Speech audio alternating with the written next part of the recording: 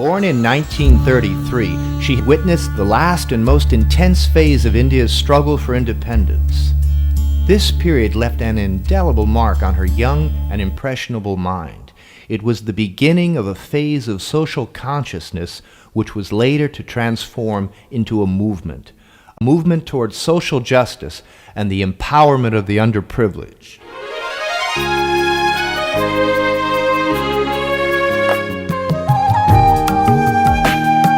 When my country was fighting for freedom, I went to villages to live there, to work there. I was a lawyer, so I used my legal knowledge for their rights.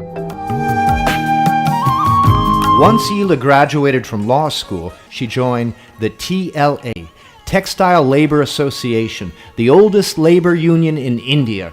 She knew it was one way of helping the poor.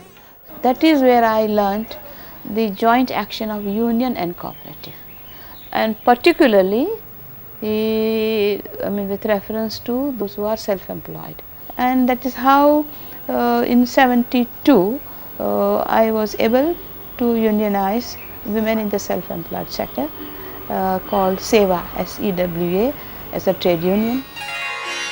Much to her surprise, the women were ready for the idea of their own union.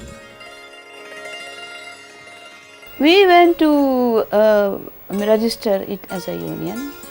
The registrar of trade union said that how can you have a union when there is no employer-employee relationship? Against whom are you going to agitate? For what purpose? And then we said, yes, it is difficult to pinpoint one employer, but there is a series of or rather a set of exploiters against whom we have to fight for our rights. And also the purpose of a union is not just only to fight, but also to build up the solidarity amongst the workers.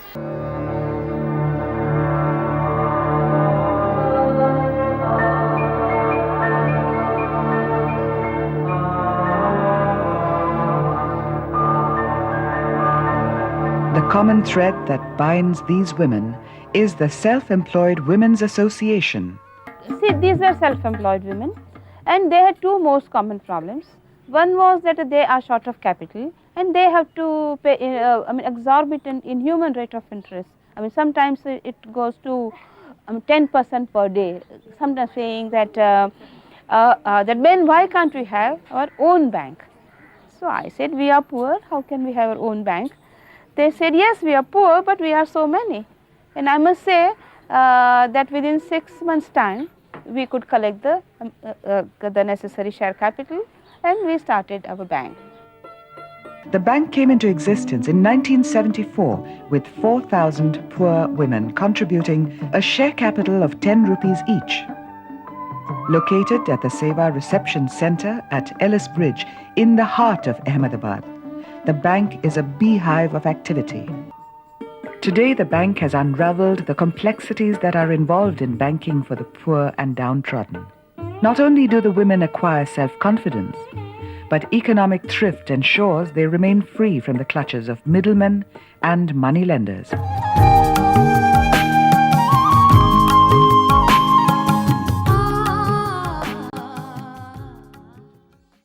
We need to recognize that poverty is violence. It is violence perpetuated with the consent of society. A society that is silent or looks the other way in the face of poverty, it is giving consent to exploitation, injustice, and war. Poverty strips away a person's dignity, humanity. It corrodes the human spirit. My vision is of a world without poverty, full of diversity and interlinked in mutual harmony. This vision is a gift to me by poor and working women, my SEWA sisters, and over past 40 years. Now I try to give it to you.